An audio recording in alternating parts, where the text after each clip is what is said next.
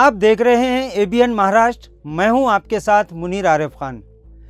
नाजरीन, लोकसभा चुनाव के नतीजे को लेकर जहां अवाम में अब हर लम्हा बेचैनी बढ़ रही है, वहीं अब उम्मीदवार भी नतीजे को लेकर अपने अपने कारकुनान से हासिल किए गए हिसाब किताब पर ही अपना दावा पेश करने लगे हैं।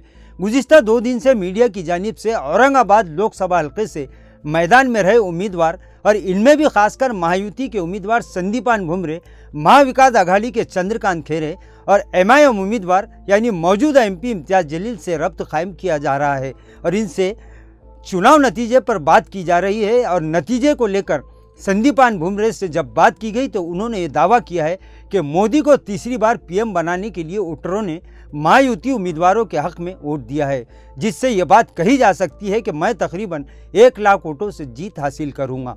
नाजरीन, संदीपान भुमरे किस हिसाब से 1 लाख वोटों की सबकत से जीत हासिल करने का दावा कर रहे हैं ये तो वही जाने, लेकिन जहां तक आवाम की राय पर बात की जाए तो चूँकि संदीपान भुमरे का हल्का इंतखाब जानना है, लिहाजा ये एक पॉइंट है जिसकी वजह से इनके वोट कम हो सकते हैं। रही बात महाविकास आघाड़ी के उम्मीदवार चंद्रकांत खैरे की, तो चंद्रकांत खैरे का दावा है कि चाहे 10-5 हज़ार वोटों से ही क्यों ना हो, लेकिन औरंगाबाद लोकसभा हल्के से उद्धव ठाकरे की पूरे महाराष्ट्र में चल रही लहर को देखते हुए वही इस मर्तबा यानी 5वीं मर्तबा औरंगाबाद लोकसभा हल्के पर अपना कब्जा दोबारा हासिल कर लेंगे। नाजरीन, चंद्रकांत खैरे का यह भी दावा है कि चूंकि मराठा रिजर्वेशन को लेकर मराठा समाज बीजेपी और इसकी हलीफ पार्टियों से नाराज था, इसलिए मराठा समाज का एक बड़ा वोट बैंक इनके खाते में आता दिखाई दिया है।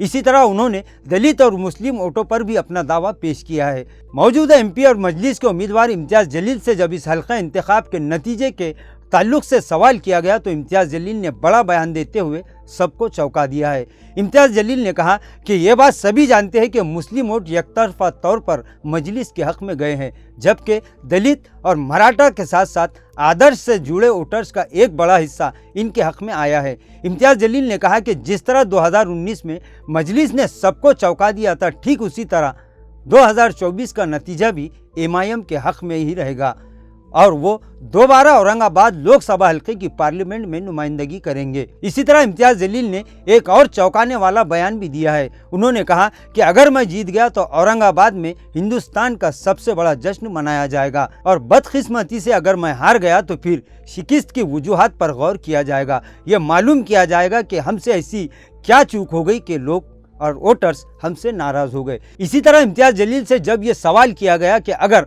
वो इस बार भी औरंगाबाद का एमपी बनने में कामयाब होते हैं तो इनका सबसे पहले और सबसे बड़ा काम औरंगाबाद के लिए क्या रहेगा, तो इस पर उन्होंने एक ही जुमले में जवाब देते हुए कहा कि पानी।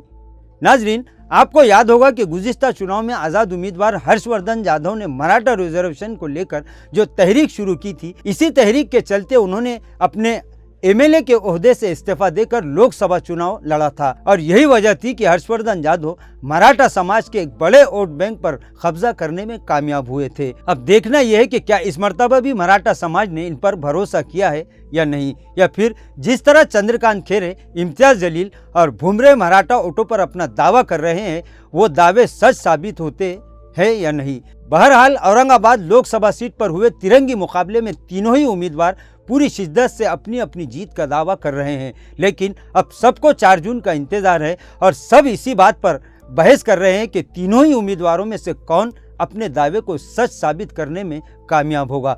लेकिन इतनी बात तो ज़रूर है कि जैसे जैसे 4 जून करीब आ रही है, तमामी उम्मीदवारों के चेहरे की कैफियत भी बदल रही है और इन तमामी को बेसब्री से 4 जून का इंतज़ार है। अब देखना यह है कि 2024 के लोकसभा चुनाव में कौन किस्मत का धनी साबित होता है और किसको शिकस्त का मुंह देखना पड़ता है। यानी अब सारा खेल हर उम्मीदवार की किस्मत की लकीरों पर आकर टिक चुका है। नाज़रीन, आज के लिए बस इतना ही। कल फिर मुलाकात होगी कुछ नई खबरों के साथ।